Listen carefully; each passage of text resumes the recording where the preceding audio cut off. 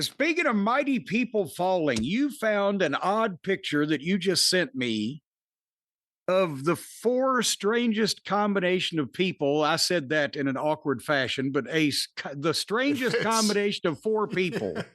It fits that I've ever seen it from your wrestling news files.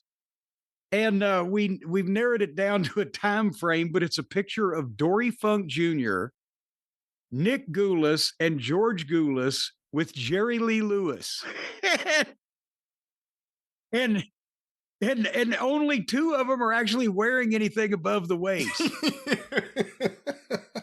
You want to describe the photo there to the folks? Yeah, again, this is a very interesting photo of a backstage, we figure, at a wrestling event / Jerry Lee Lewis concert. Dory Funk Jr.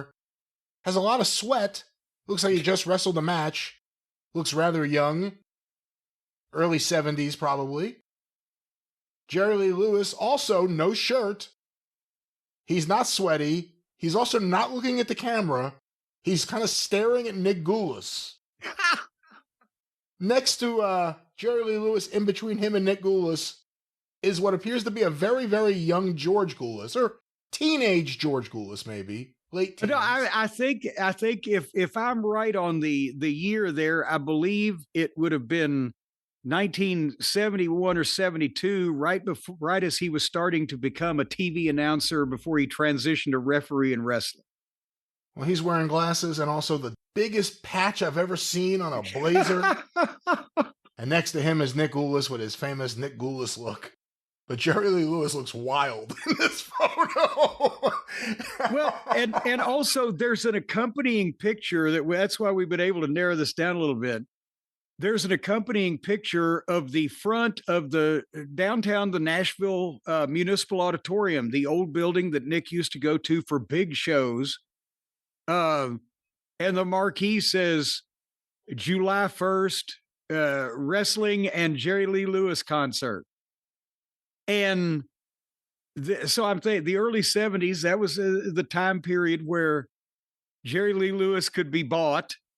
And they did some kind of co-promotion there in Nashville where they did a Jerry Lee concert and had matches. And Dory Funk Jr. was the NWA champion at that time. So he was in the main event.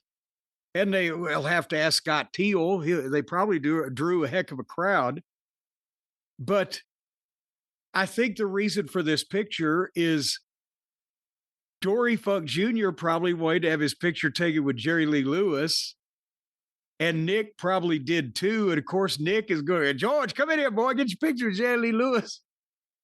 And Dory's match is over, so he's just wrestled. Jerry Lee has had time. His show was earlier. He's had time to change and dry off, but probably to get drunk, but he's still not wearing a shirt. And he's staring at Nick Goulas, probably because he's waiting to get paid so he can get the fuck out of there. It's the happiest I've ever seen Dory Funk Jr. ever. I've never seen him he is smiling. My God, he's having a time of his life. And George is just dumbfounded, just like staring off into the camera. And that patch is as big as a title belt. And it's a wrestling patch, a guy with a headlock on the other guy. And it says pro wrestling at the bottom. Because Nick was like, so you're going to be a wrestling announcer. Go get you a patch on your jacket. Look official. He comes up with this fucking thing. It covers half his coat. But and see, we've talked about it, and my new book, Heroes and Friends, goes into a lot of history of wrestling in Nashville with the country music crossover with the wrestling personalities and the country music personalities were the only celebrities in Nashville for years before there was pro sports teams or whatever. And actually wrestling kind of predated the country music business, since there was established wrestling and they were selling out to Hippodrome when it was just, the Grand Ole Opry was a radio show. There was no industry around country music at that point. And Jerry Jarrett lived next door to Bobby Bear in Hendersonville in the house that George Jones and Tammy Wynette had lived in when they were a couple, and Johnny Cash was across the lake. So there was always crossover. And Jerry Lee lived in Memphis or on the outskirts of Memphis for years and years. So it was a 3-hour drive, and he did a lot of club dates and shit.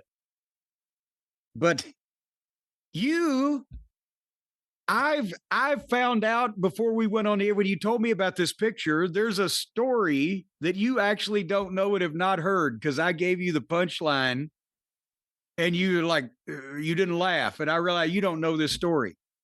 When Jerry Lee Lewis and Bill Dundee almost got in a fucking fight. Yeah, I've never heard that story ever. It was the year was 1976 because this was when Dundee had come in the territory the year before as a heel, but now he was a baby face and he was starting to get his first push. He and Big Bad John were the Southern Tag Team Champions, and Plowboy Frazier had been Lawler's partner, but he had just turned on Lawler and Lawler turned on him, whatever. Frazier is a baby face. And they're at a spot show around Memphis one Saturday night, and they come back in, or Friday night, they came back in to stay for television on Saturday morning. And there was a club down there called Hernando's Hideaway. I think it was, I don't know if it's in Memphis or if it's across the state line in Mississippi, but it's a suburb. And in the old days, Jerry Lee Lewis would go to this club whenever he wanted and he'd just get up and play or sing or do whatever the fuck they wanted and they let him, right?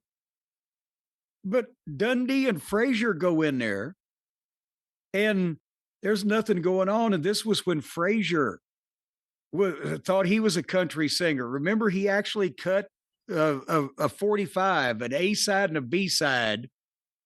They both were F sides with, remember the Memphis record producer, Jim Dickinson. Yeah. He was the original Jelly Roll. Yeah. You see, Frazier in those days, he had to flap his arms. You could tell whether he's rolling or walking. But anyway, so Frazier had done this record. He wanted to get up and sing, and there was nothing going on. So they let Frazier get up and sing. And Frazier said, and then Jerry Lee Lewis shows up with his entourage, bodyguard, stooges, whatever he traveled with in those days. He wants to get on the stage, but Frazier won't get off the fucking stage. He keeps singing it. Jerry Lee Lewis gets mad, and he's mad at the manager of the place or whatever. And they're telling Frazier, get off. And there's words, right? As Frazier gets off, Jerry Lee Lewis gets up there and says something about, well, now that the fake fucking wrestler's finished or something like that.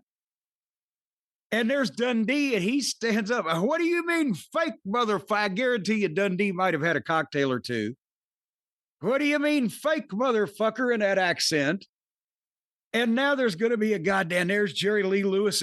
Dundee obviously could fucking beat the shit out of Jerry Lee Lewis, but he has several people with him and they're the ones that are supposed to do the fighting so Jerry Lee don't get sued.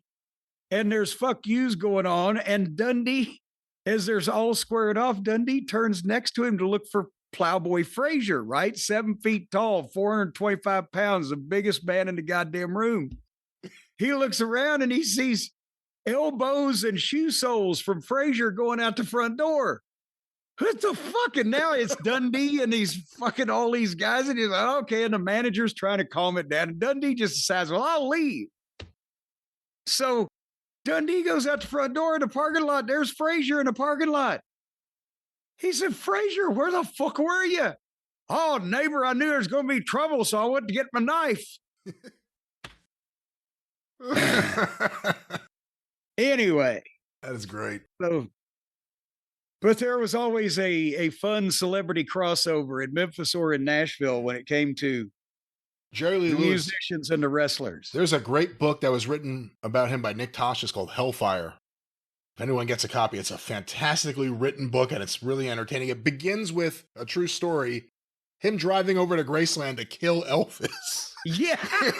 That's how it begins. And like the guy married his 13-year-old cousin, and that's not even like the worst shit that this guy's been involved with. And he was accused of like murder, and people think he may have murdered one of his wives, and they called him the Killer. That was his nickname. Imagine if you were accused of killing people and your nickname was the Killer and you embraced it. Hellfire by Nick Toshis. That's my book of the week. Myra was his 13-year-old cousin. That's right. She was a meek, timid little thing. But yeah, it was during the period of time where one of his many wives died of suspicious circumstances that he was living, as I said, either in or right outside of Memphis in a posh location. And Jimmy Swaggart is his cousin, too. Yes. From Faraday, Louisiana. Jimmy Swaggart and Jerry Lee Lewis. They came from somehow the same bloodline.